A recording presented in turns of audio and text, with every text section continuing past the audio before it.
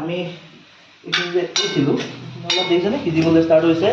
বিলাহীখিনি আপোনাৰ গলিবলৈ ষ্টাৰ্ট হৈছে এই যোনটো অলপমান গলি যাবলৈ ষ্টাৰ্ট হৈছে তাতে আমি এটা বস্তু এড কৰিম আৰু কি এড কৰিম আমি ইয়াত এড কৰিম আমি বাঁহৰ গাজখিনি ৰাখি থৈছিলোঁ আমি কেঁচা বাঁহৰ গাজ দেই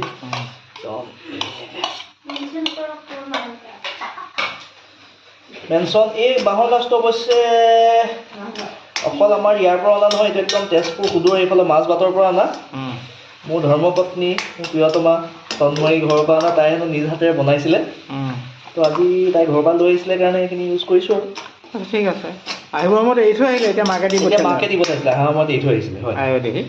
ঘৰৰ বাঁহ বুলি এইটো আজি এতিয়া খালে মই গম পাম আৰু বাঁহটো কেনেকুৱা আছিলে দেখাই দিয়কচোন তেওঁ এবাৰ দেখাই দিছোঁ এই বাঁহৰ গাজৰ অকণমান